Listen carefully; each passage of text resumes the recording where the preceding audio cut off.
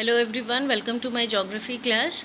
In this video I'll be doing the revision of the first chapter of geography, that is resources and development.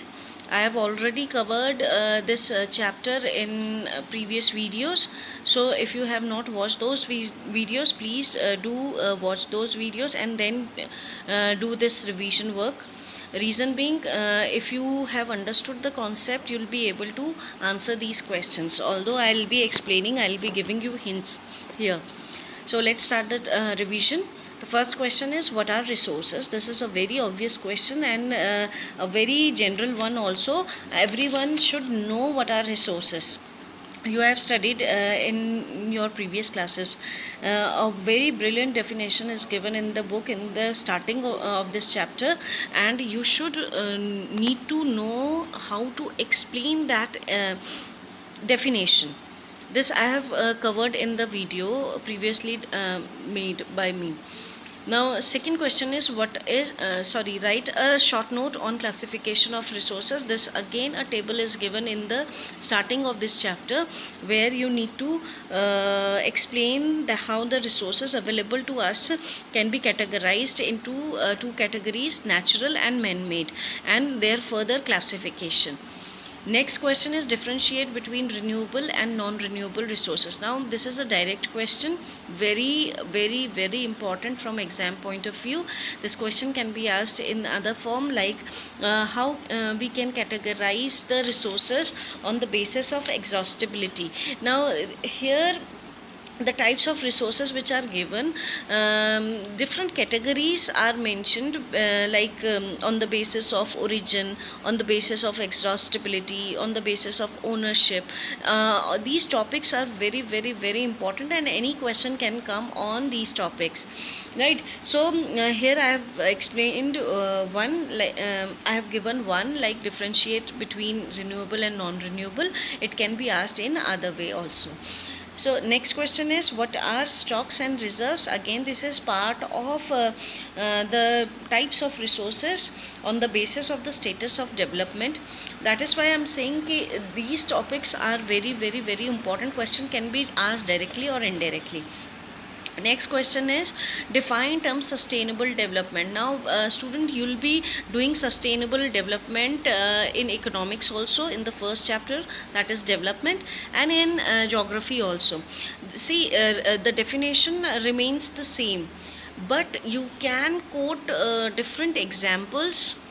If you are writing in geography sense, then you need to quote examples in context of resources. And when you write the sustainable development in economic sense, then you need to give examples in economic terms, right? But the definition is same. Now next question is, what is resource planning? What are the different stages of resource planning?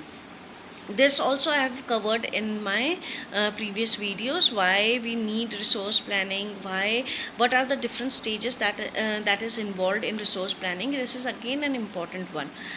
Explain how land is an important resource. Now this is a question which deals with the advantages of land, how we humans, how it is important for the animal and the plant kingdom. Actually in this question you need to write the advantages of land.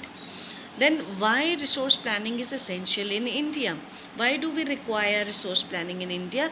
This is again an indirect question, where you need to know that resources in India are available, are not available uniformly. Means some regions are very good in resources, but some region lacks these resources. So a proper development of the country, for this purpose we require resource planning, so that every region of India can progress. Now next question is, explain the statement, there is enough for everybody's need and not for anybody's greed, in context of conservation of resources. This is a statement given by Mahatma Gandhi, and this is very important question, which from exam point of view, right? Now this statement is used in the context of conservation of resources, and you need to explain the statement. The very direct statement is there. So please make your points for explaining these this statement. Right, what is Agenda 21? Now question directly on Agenda 21 comes, or the first Earth Summit which was held in Rio de Janeiro, what were the important features of Agenda 21? This kind of question also come in exam.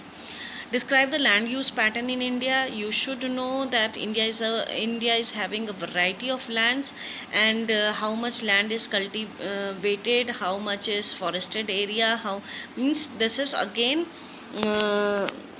in a detailed manner given in the book. So go through these points and make brief points. Next is, what are the factors leading to land degradation in India? So you can list out various factors. It includes both natural and the human activities, natural processes, which is responsible for the land degradation. Then what conservative measures can be taken to reduce the land degradation? Again, human activities are the main reason for the land degradation in India, and we human degrade the lands, and it is our responsibility to take steps to reduce this land degradation. Right, so you should need to know the steps that can be taken to reduce this land degradation, this problem.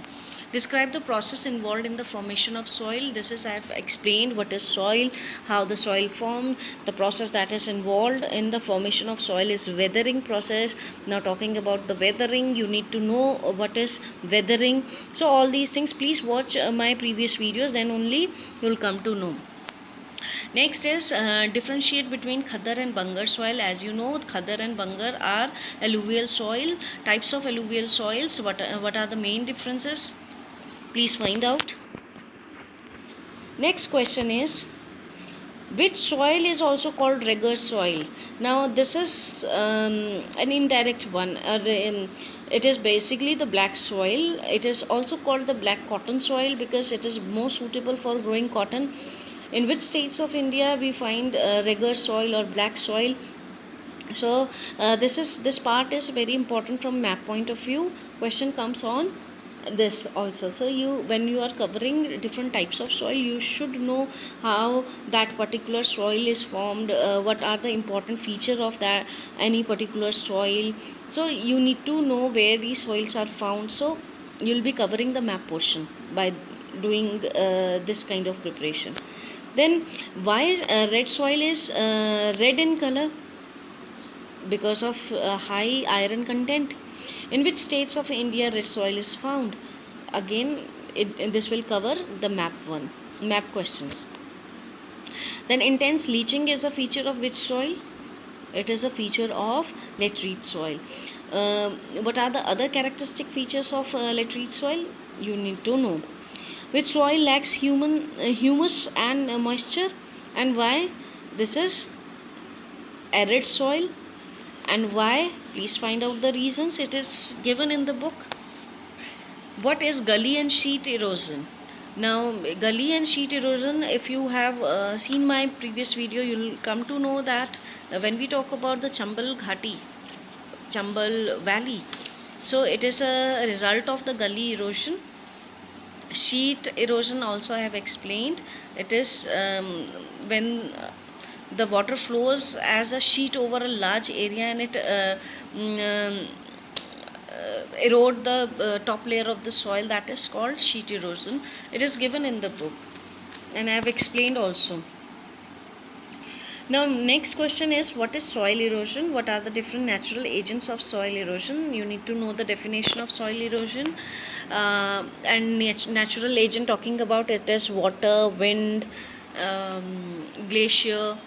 These are the natural agents of soil erosion. Next question is, define term contour plowing, terrace farming and strip cropping. Now these processes you should know, and these are the steps that can be taken to stop the soil erosion, we can say. So find out these the definitions of these processes.